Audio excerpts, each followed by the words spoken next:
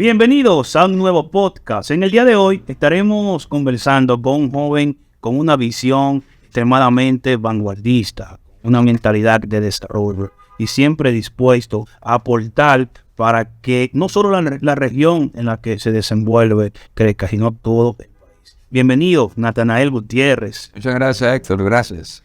Qué bueno tenerlo aquí y poder conversar. Yo sé que será de mucho provecho para aquellos jóvenes que estarán escuchando y viendo este podcast.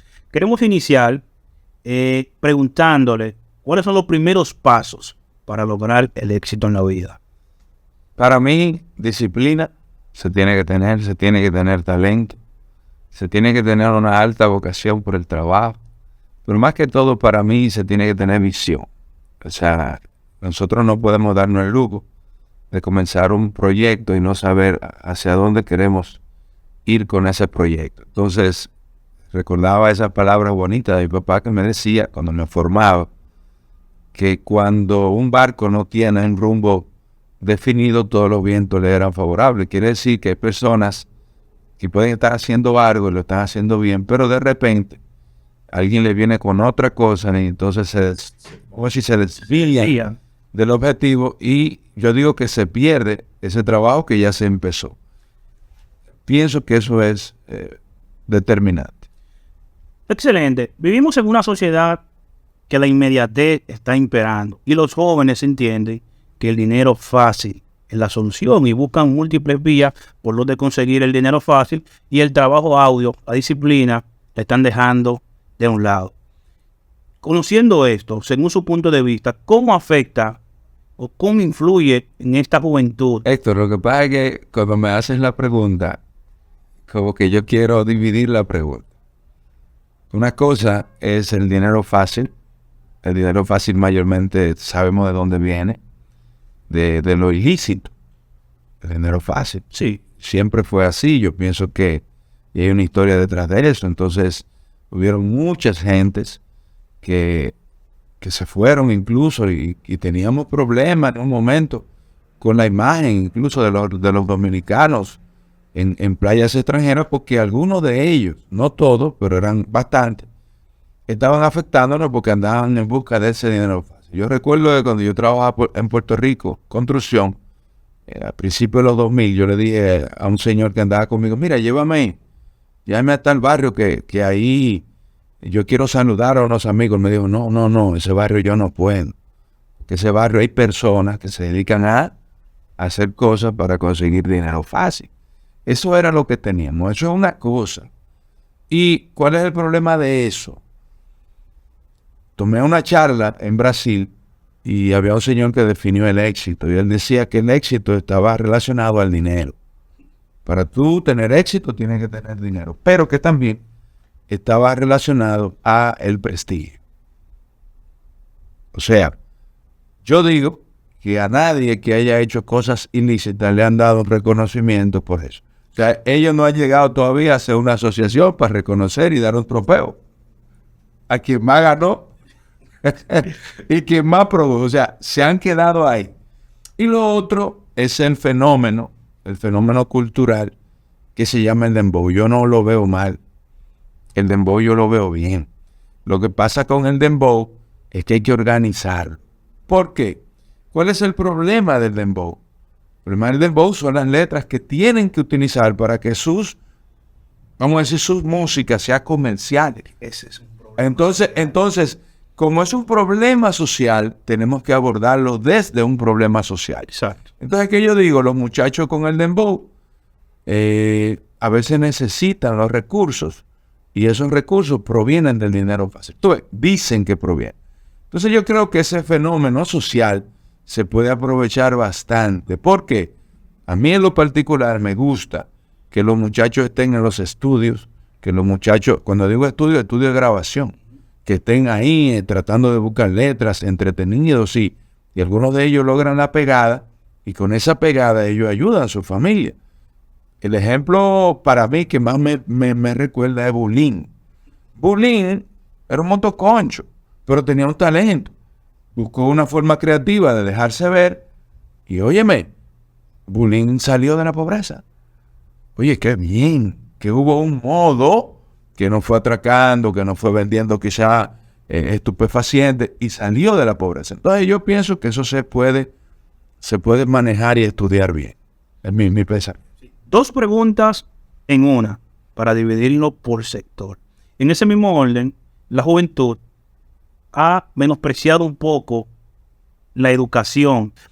Han entendido o han menospreciado el tema de la universidad, los estudios universitarios, lograr una carrera universitaria, porque entienden que no es necesario para tener dinero. O sea, como que ha habido un desenfoque en ese matiz. Y en ese mismo orden, la importancia de la educación universitaria en los emprendedores. Vaya, mira, yo te voy a decir algo y te va a sorprender.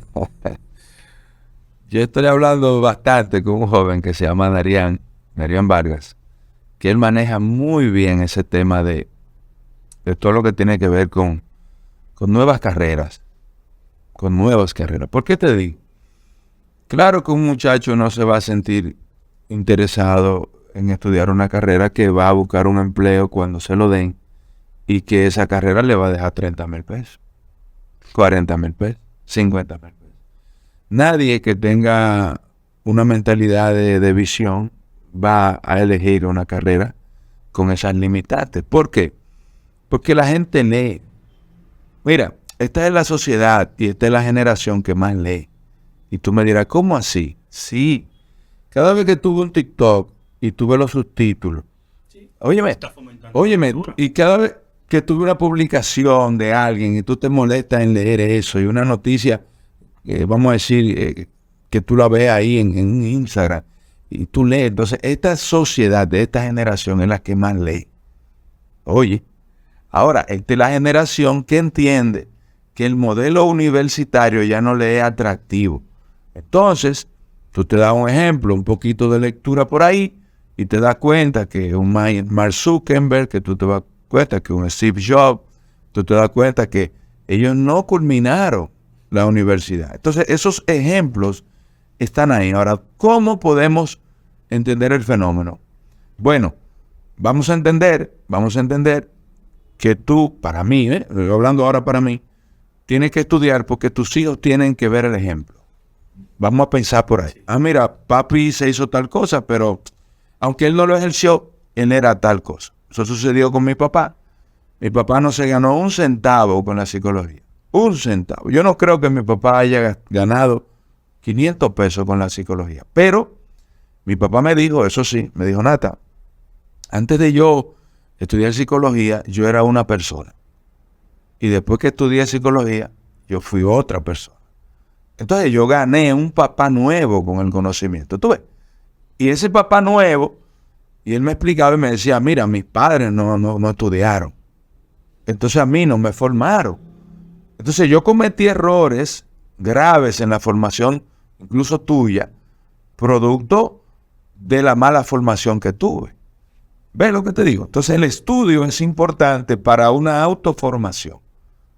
Olvídalo para emprendimiento y olvídalo para ganar dinero. Ahora, es el reto que tienen los gobiernos, es el reto que tienen las universidades de actualizar los currículos. Y ahí es donde yo digo, mira, cómo me gustaría a mí que existieran, y se lo pedí al ministro actual de la Juventud, le dije, hermano, fíjate que no estoy hablando de política para mí, no, yo estoy hablando de política social.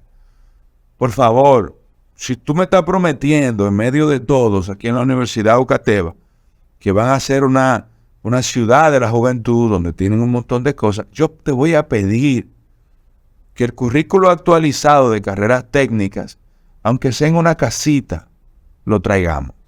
Aunque sean cursos técnicos. ¿Por qué?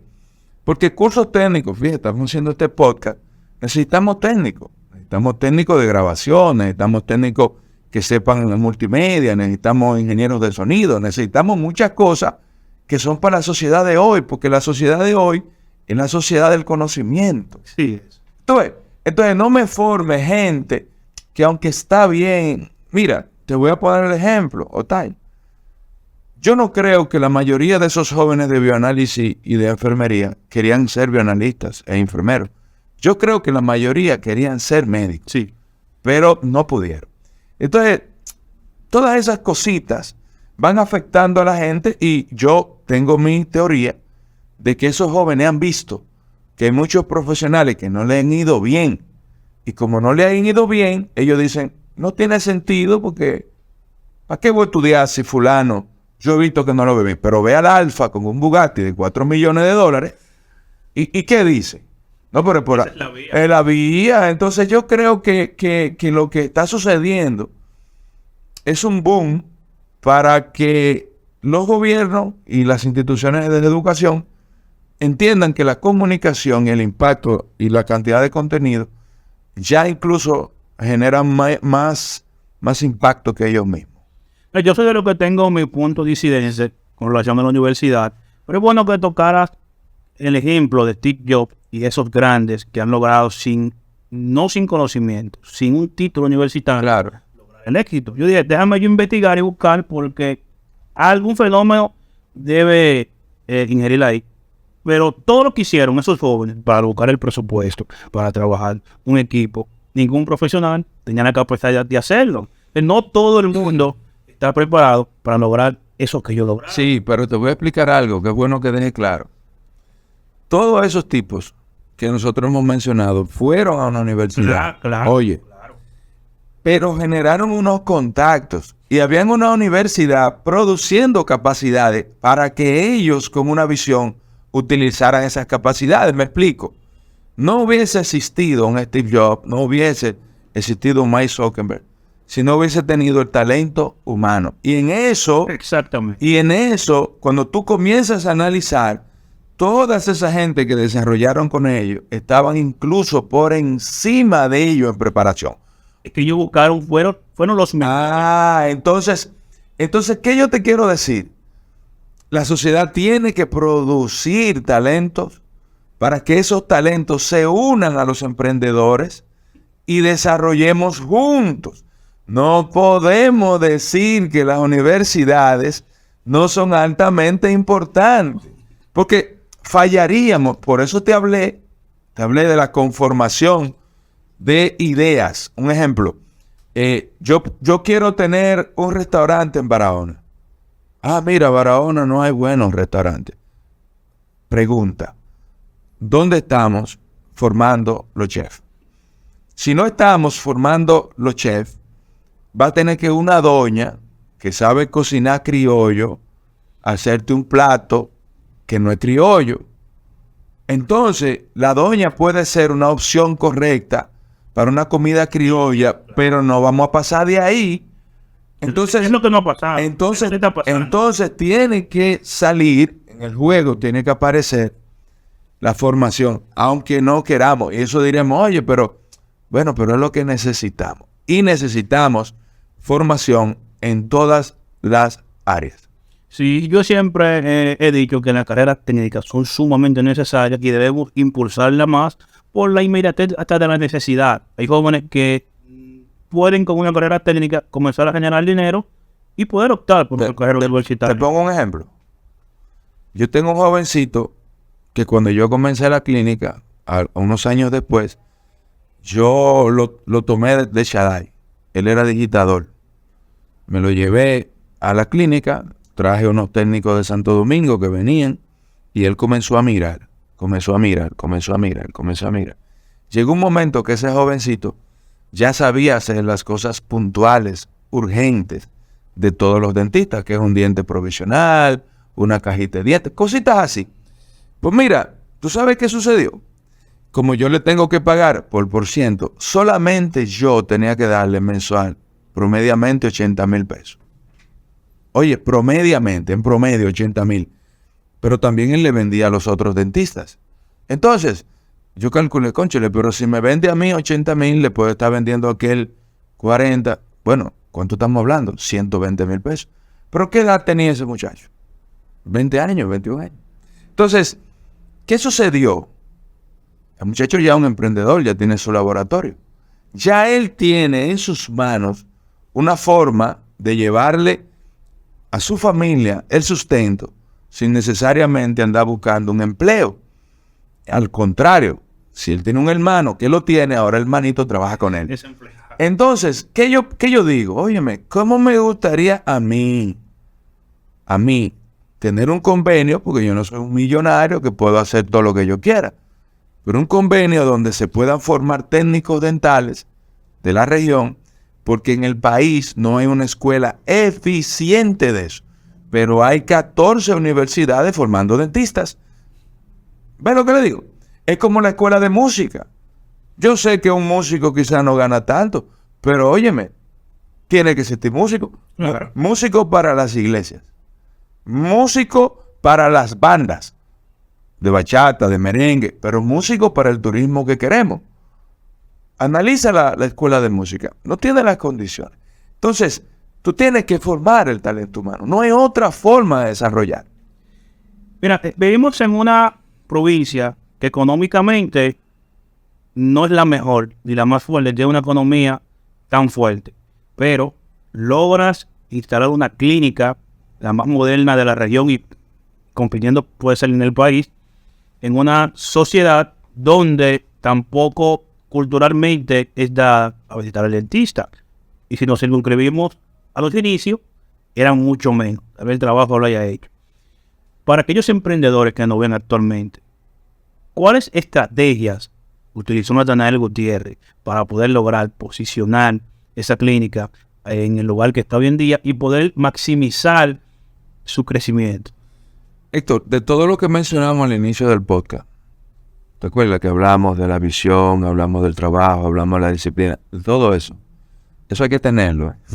Eso no es nada más para decirlo. Pero a eso se le tiene que sumar dos cosas. Se le tiene que sumar una grandeza en términos de una conexión con la realidad de la gente. O sea, tú no puedes mirar solamente el dinero, tú tienes que mirar a la gente. Yo tengo desde siempre un pensamiento, y eso no tiene que ver con el pensamiento político, sino con mi pensamiento, que la primera ganancia que tú tienes es la gente. O sea, tú primero ganas a las personas. Entonces tú tienes que saber eso. ¿Qué significa eso? Mira, que si alguien llega con una urgencia, a veces no tiene las condiciones económicas, tú le ayudes a resolver su urgencia. Y entonces ahí entra el segundo punto. El segundo punto tiene que ver con una alta vocación al servicio. O sea, tú no puedes querer que te vaya bien en un trabajo. Ejemplo, yo recuerdo que los doctores muchas veces ni siquiera daban su celular, porque dar su celular era irrumpir en su privacidad, y de repente ellos estaban con su familia y no querían que nadie lo llame. Pero entonces tú te preguntas, tú vives de eso. O sea, si a una persona se le cae un niño un sábado a las 8 de la noche, no va a encontrar una clínica abierta, pero esa persona te tiene a ti como su amigo. ¿A quién va a llamar? Entonces tú tienes que tener accesibilidad, y esa accesibilidad para mí se llama atención al cliente. Se llama que tú lo valoras mucho, que a ti no te importa lo que suceda, a ti te importa que esa persona resuelva su urgencia. Entonces, eso fue lo que nosotros, para mí, nos dio el boom. Ahora, yo admito que soy una persona que me gusta hacer las cosas bien. Yo tengo problema incluso con eso. Yo tengo un fallo, diría yo que es un fallo, que es que soy un poco perfeccionista. Pero ese detalle de ser un poco perfeccionista a la gente le gusta, porque todo el mundo quiere que las cosas que le hagan sean las mejores. Entonces, en términos de, vamos a decir, en términos de mercado, la gente dice, no, mira, yo prefiero que me haga esto fulano porque él le hizo un trabajo a fulano. Entonces ahí entra otro elemento que para mí es determinante para el crecimiento, que se llama el poder de la marca. Cuando la gente sabe, mira, esa persona tiene estas características, todavía alguien va y le dice, no, yo sé que fulano no es así, eso no fue fulano, porque yo lo conozco. Entonces, eso es el poder de la marca. Entonces yo tengo esas características que desarrollé a través del trabajo, a través de la perfección, a través del deseo de quedar bien, y coloqué la clínica junto con mi equipo, con mi esposa, que es Emily Soto, que también fue una muchacha tremendamente interesada en que quedemos bien. y tremendamente dada a la gente. Hemos hecho un equipo magnífico, jóvenes incluso importantes, que en mi equipo hay muchas jóvenes y jóvenes que socialmente, vamos a decir, quizás no iban a ser los más aceptados. ¿Por qué? Porque mira, su mamá o su papá, mira, es un bebedor, o eso, yo me lo traigo por de mí. Porque entonces yo decía que también eso era una obra aparte. La obra de tú rescatar a personas y jóvenes con talento, aunque hayan crecido en espacios vulnerables. Entonces todo eso no ha dado resultados. Mira, la responsabilidad social en las empresas es algo necesario. ¿Qué cree Natanael Gutiérrez sobre la responsabilidad social de las empresas y qué hace desde Nat Clinic para fomentarlo? Bueno, mira, lo que yo no puedo, por un criterio ya de, vamos a decir, de formación cristiana, yo no sé si algún día tendré alguna foto quizás por ahí de algún uniforme que di. Quizás eso pueda parecer a lo mejor un uniforme a un grupo de muchachos, pero vamos a decir, por formación, yo nunca expongo aquellas cosas que yo hago. En política eso es muy importante. Sí. Pero mi formación me choca un poco y quizás por eso no lo hago. Pero yo siempre creí que tú tienes que ser una fuente de bendición. Nota, una cosa es dar, otra cosa es un clientelismo. O sea, una cosa es dar para que los demás mañana tú cobrar eso. No. Pero sí me gustó siempre el tema de aportar, pero aportar a todas las causas. Ahí entran las iglesias, ahí entra el deporte, ahí entran los muchachos que van para la universidad, ahí entra toda vamos a decir, esa cantidad de distintas áreas que nosotros siempre nos hemos representado y que siempre hemos aportado. Al grado que una vez, como anécdota, yo voy donde el pastor Fleming y le digo, pastor, yo quiero que tú me ores. Y me dice, dime, ¿por qué tú quieres que yo te ore? Pastor, ya no aguanto, está dando tanto ya. Porque, óyeme, es real, es mucho. Recuérdate que ahorita tú hablabas de que estamos en una región que no es la mejor, que no es la... No, esta es la más pobre. Esta es la que más necesita. Entonces, ¿qué pasa cuando tú das? Tú le das uno, pero ese uno lo dice. Entonces se va multiplicando y llega un momento que tú dices, wow, pero mira, la buena intención que tengo se está convirtiendo en algo que sería insostenible. Entonces, ¿qué a mí me gusta dar? ¿Te acuerdas el ejemplo del jovencito? Entonces yo hice una escuela de formación para todo lo que le gusta algo de la odontología. Sea que voy a estudiar la carrera, sea que ya la estudié, sea que me gusta la parte técnica, cualquiera. Entonces puse la clínica y el laboratorio a disposición. Pero aparte, entonces damos los cursos. Incluso hemos dado diplomados, charlas, cursos. Y el año pasado trajimos a un expositor internacional e hicimos como si fuera un congreso. ¿Qué hacemos con eso? Con eso motivamos a la formación porque con la formación ellos pueden tener riquezas bastante grandes. Y yo quiero hacer eso. Yo tengo un proyecto que se llama Sur Avanza, que es de eso. Es más de charlas, conferencias y esas cosas. Hablemos de propuesta de valor. Sabemos que para una ciudad o un país desarrollarse, vamos a circunscribirnos a Barahona. Para ser más y sus municipios. Y sus municipios, claro. Para Barahona como provincia. Necesitamos propuesta de valor. Hay muchos sectores a nivel empresarial, de servicio, que están muy deprimentes. Ahora, para nosotros desarrollarnos, necesitamos cosas puntuales. Iniciar por cosas puntuales que nos den un plus. A nivel económico, a nivel de percepción, así aumentamos la intención turística.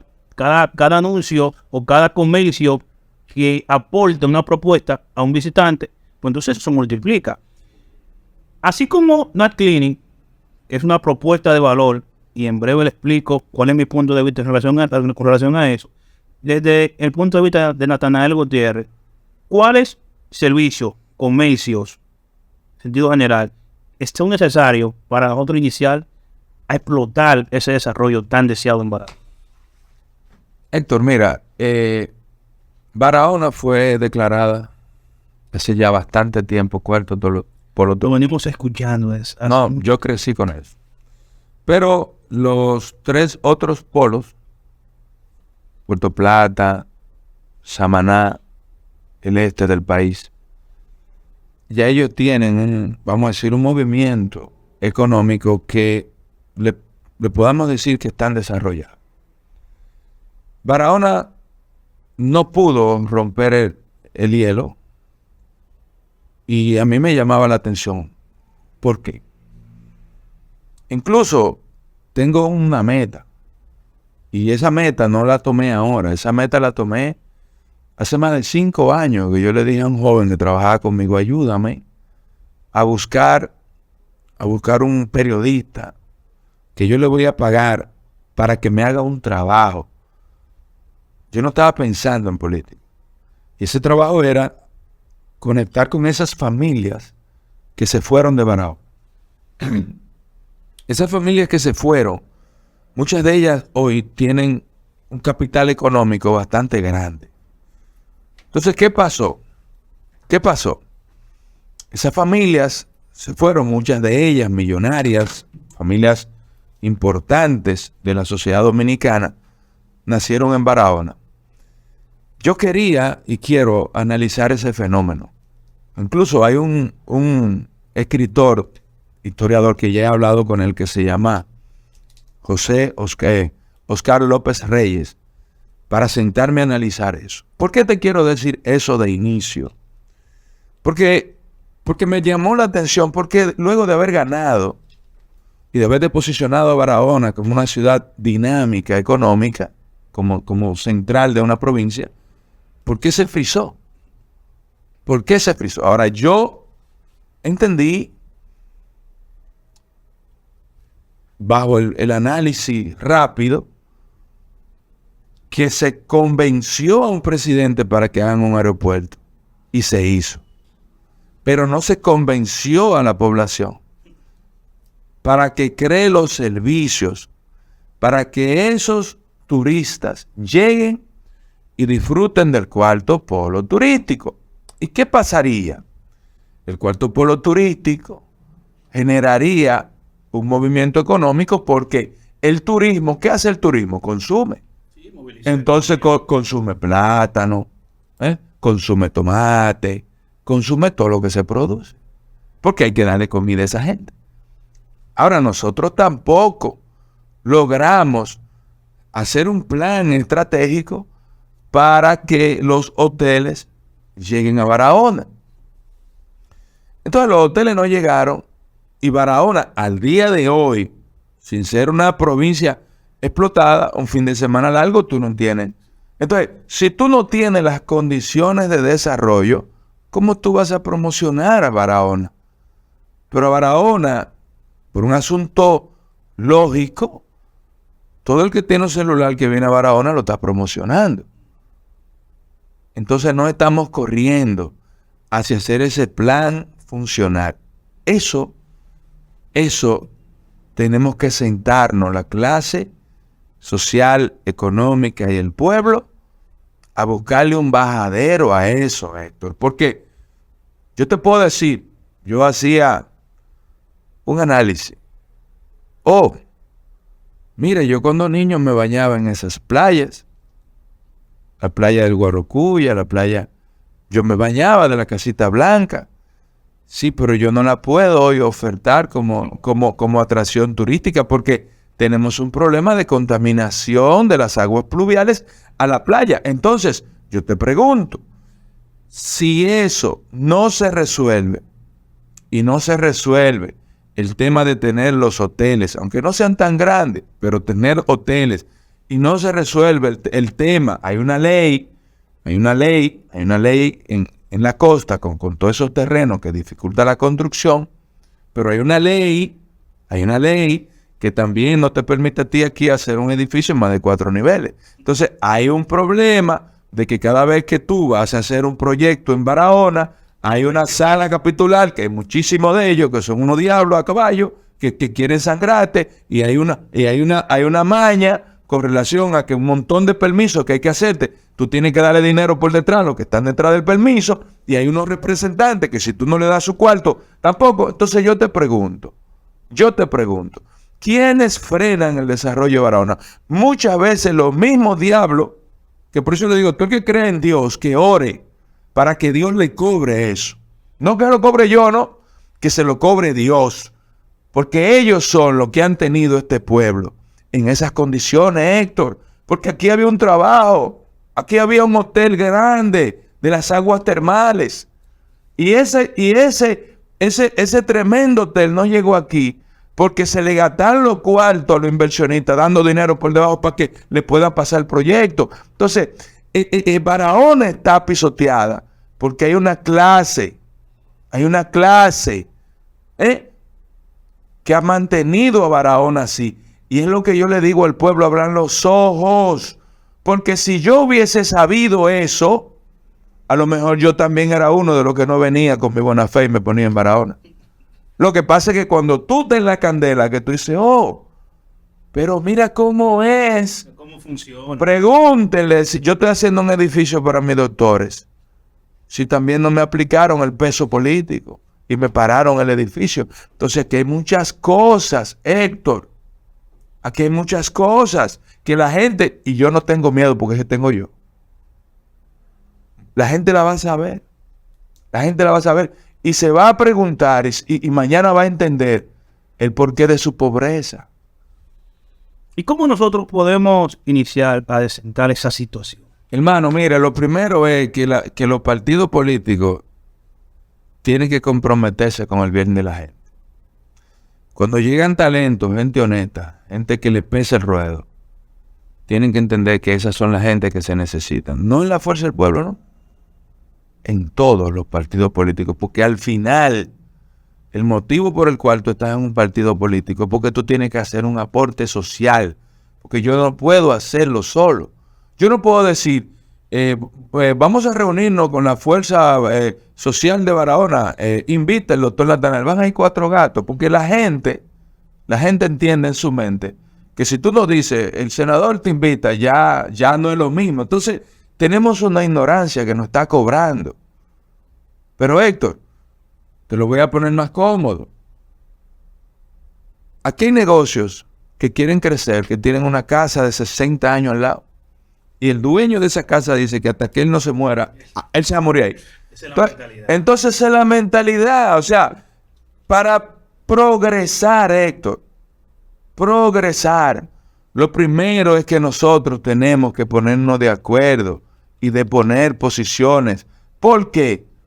Yo te lo digo porque nosotros tenemos una mentalidad clara. O sea, para mí es difícil discutirme eso, mi mentalidad. Pero si no fuera por mi mentalidad, en todos los lados que yo he llegado me han agarrado. Mire, quédese con nosotros. Y me han dado propuestas millonarias.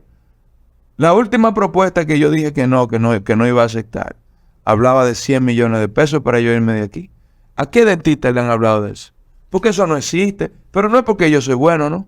Es la mentalidad construida, un papá visionario, una cantidad de libros, una creencia en Dios que es puntual. Señor, ábreme la mente, Señor, dame visión. Orándole a Dios. Yo a Dios no le pedía desde niño más nada que eso. Porque mi papá me decía a mí eso. Me decía, Nata, es visión que tú tienes que pedirle a Dios. Porque la visión, me decía, es la capacidad de mirar más allá de la montaña. Hay mucha gente mirando la montaña y diciendo, aquí no vamos para ningún lado. La cosa está difícil. Aquí no hay nada. Aquí no hay esto. Eso es lo que tú estás mirando. Nosotros estamos mirando más para allá. Nosotros estamos creyendo en un sur, en un Barahona próspero. Nosotros estamos pensando y nosotros estamos dando el primer paso. Vamos a hacer la clínica, sí, pero vamos a hacerla bien. Vamos a hacer los negocios, sí, pero vamos a traerlo. Yo le dije a mi hermana en el 2007, mi hermana, mire, yo tengo que irme a San Cristóbal a hacer un diseño. Y tengo que irme a la capital a tirar un banner, tirar una valla. Por favor, Barahona necesita eso. Y mi hermana lo hizo. Ahora, yo quisiera encontrar a 2,000 barahoneros que yo le diga, mira, ¿qué tú crees de esto? Y me diga, oh, wow, sí, y lo pongamos. Y mañana le digamos a los políticos, no, señor, Si usted no se compromete con nosotros, la clase empresarial, nosotros no vamos a votar por usted. Porque yo estoy pensando, ¿tú saben qué? Yo estoy pensando en el desarrollo de tus hijos, Héctor. En el desarrollo de mis hijos. Mis hijos crecieron, mis hijas están aquí y no están en buenas escuelas ni buenos colegios. Yo estudié en el liceo, Héctor. Y yo tengo falencias, tengo fallas, cosas que pudiera haber sido mejor. Y mis amigos se burlan de mí. Oye, Nata, tú pusiste esto. Sí, mi amor, pero yo no estudié en el yo no sé qué Children, en el Coral Morgan. No fue ahí que yo estudié. Yo estudié en el liceo, con las dificultades que tiene la gente que tiene sus hijos en el liceo. Dentro del deseo. Entonces, a mí no me vengan tú a mí a Nata. Yo le digo a ellos, es verdad, ustedes escriben más bonito, pero Nata piensa más. ¿Qué hacemos con eso? Antes de culminar, la pregunta del millón. ¿Por qué Natanael Gutiérrez quiere ser senador? Por la defensa, por defender. Por defender, porque es que si no defendemos, hasta a nosotros nos afecta. O sea, yo tengo una clínica ahí y yo no tengo una producción ni siquiera cerca de lo que tienen otros amigos que están en otras regiones. Y a mí me burlan y me hacen bullying y me dicen, tú estás perdiendo tu tiempo. Porque tú lo que estás es perdiendo tu juventud en Barahona. Porque Barahona no tiene desarrollo económico.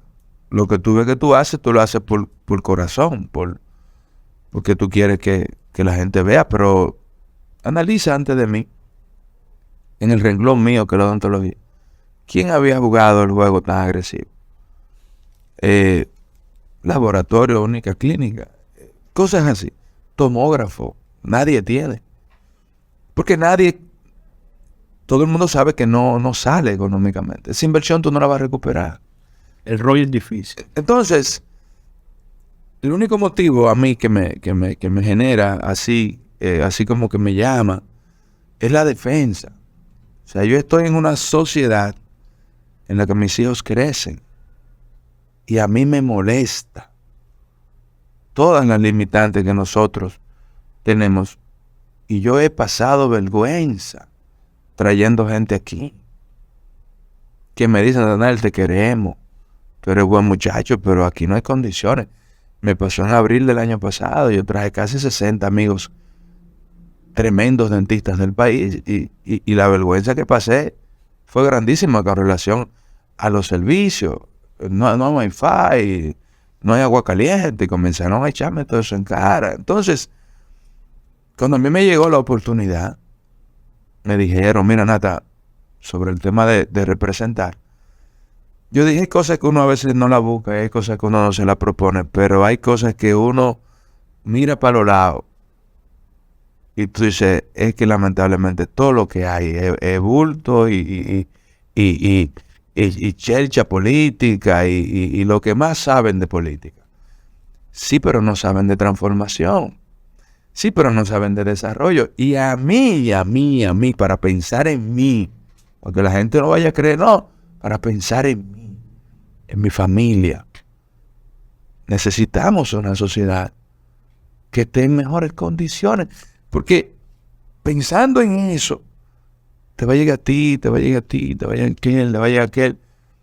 Y vamos a tener una mejor sociedad, aunque mañana yo diga, ya yo hice mi trabajo, señores. Miren, esta canana, ¿a quién es que se la vamos a pasar? Porque a mí no me interesa.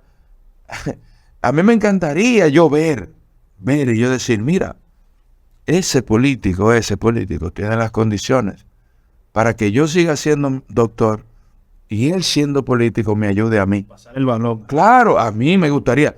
Porque esto de ser un candidato, no te creas que es tan elegante en una sociedad carente de un conocimiento de lo que es un candidato. Porque y eso no pasa aquí, pasa en el país entero. Entonces, no es tan fácil. Pero yo quiero dejar eso claro. Yo tengo y debo asumir una posición al Senado de la República porque yo vivo aquí. Y yo camino aquí, mi casa está aquí, mis hijos estudian aquí, mis negocios están aquí. Y a mí es que me duele porque soy yo que vivo aquí. Porque yo pudiera vivir en la capital y venir aquí, Oye, porque yo te creo que yo no puedo.